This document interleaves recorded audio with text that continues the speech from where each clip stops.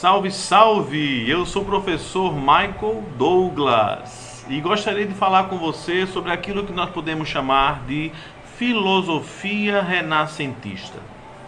Como o período da Idade Média perde sua força e como surge esse período novo que nós chamamos ali de Idade Moderna ou Modernidade. Ali no meio está o Renascimento. Renascimento e modernidade com as mesmas características. Quais eram? Essa autonomia, essa força do homem, esta quebra de um teocentrismo. Então eu gostaria de apresentar para vocês esse período do Renascimento como um período de novidades, como uma quebra com a Idade Média, com aquela ideia inicial de um período de quebra de uma lógica humana, de uma quebra da autonomia humana. A partir dessa ideia, nós vamos ter que entender que são motivações históricas que promovem essa mudança de uma Idade Média, ou seja, de um período da escolástica para o Renascimento. Nós temos aqui, de uma forma geral, a divisão da seguinte forma. O período antigo, o período medieval, que vai até a escolástica, o período antigo indo ali até as escolas helenísticas e a expansão do helenismo. E nós temos a política moderna, a filosofia moderna, nascendo ali com a filosofia de Blaise Pascal e de René Descartes. Tem até uma música que trata daquilo que Blaise Pascal vai dizer: o coração tem razões que a própria razão desconhece. É uma frase dele, bem conhecida, que vai tentar fazer essa ratificação do poder racional, da autonomia, da liberdade humana dentro deste novo período. Mas antes desses dois carinhas chegarem, o Blaise Pascal e o René Descartes, com a sua ideia maravilhosa de dúvida metódica, nós vamos ter aqui o empreendimento de uma força histórica que vai fazer com que nós cheguemos a isso. Este período aqui é o que está fomentando, é o que está fazendo acontecer este novo período que estamos chamando de Renascimento, que prepara a modernidade. Podemos elencar que histórias, podemos elencar que historicização deste período.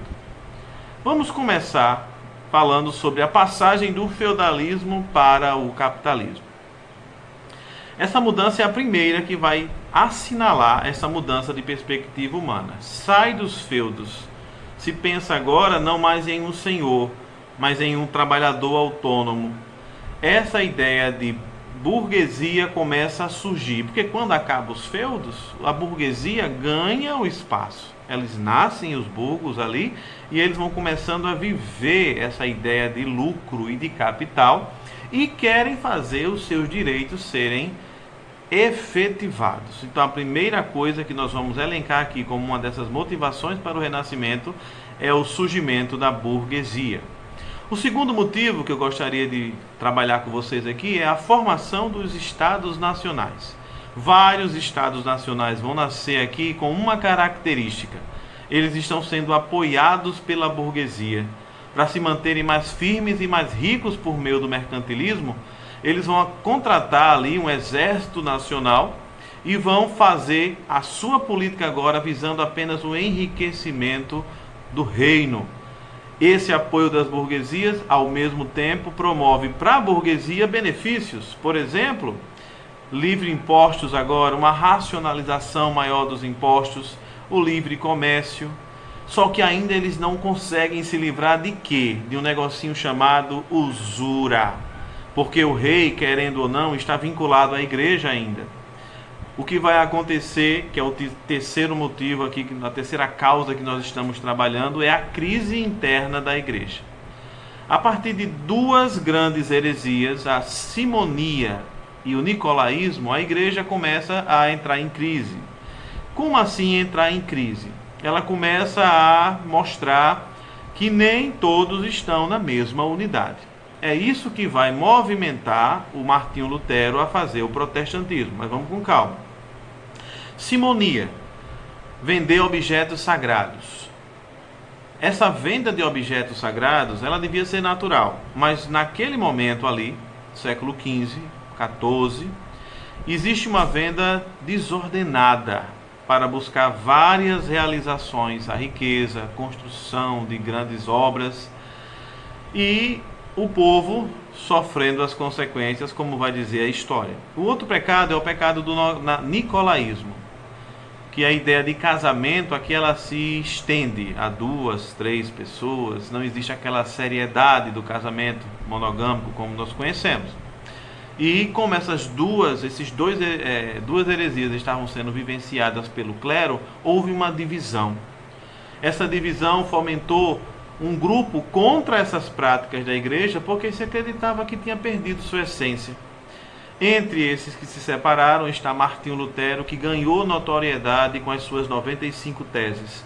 Essas 95 teses fizeram com que Lutero fosse condenado pela igreja à morte, mas nunca foi achado para fazer tal ação.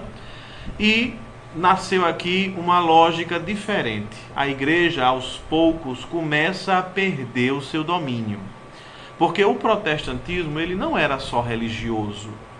O protestantismo também está vinculado à burguesia, principalmente aquela ideia de quebrar a usura. Nós podemos perceber essa efetivação no calvinismo, por exemplo.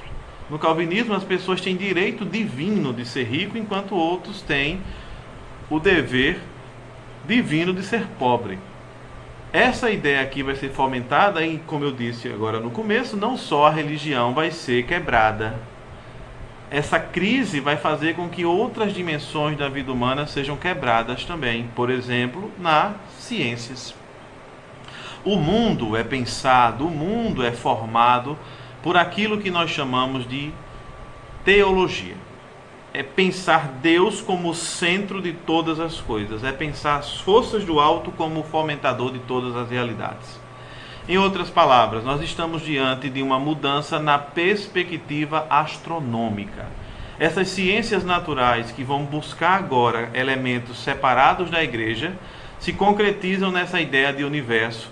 Você vê ali Copérnico, você vê ali Galileu Galilei, que mudam a estrutura do universo da forma como nós conhecíamos, tira a Terra do centro do universo, coloca o Sol e todo o universo vai ganhar uma nova forma e a igreja perde aquele domínio.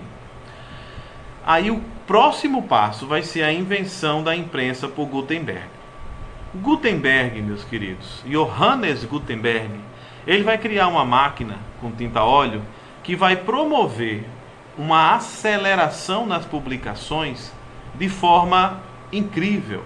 Como nós tínhamos cópias antes, monges copistas que viviam só para isso, para redigir os livros orientados pela igreja.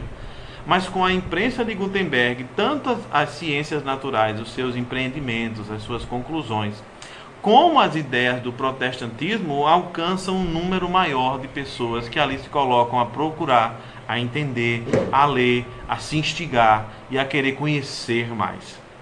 E para terminar, nós temos aqui uma caracterização importante desse período que vai dar asas a esse renascimento, a essa novidade, a essa autonomia.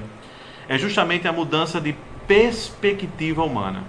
Nós vivíamos dentro de uma perspectiva teocêntrica. Como eu havia dito, tudo tem a Deus como referência. Mas como nós vimos também, dentro ali do século XIV e XV, nós vamos ver a ciência ela perder o seu tom eclesial da igreja e ter um tom mais separado. O protestantismo vai quebrar também essa ideia. Cada um pode ler e interpretar da sua forma como quiser. Você está aqui diante de uma mudança de perspectiva da teocêntrica para a antropocêntrica. Em outras palavras, o homem mudou. A historicidade do ser humano mudou. E estamos diante deste novo movimento que nós estamos chamando de renascimento. Até a próxima, então. Felicidades!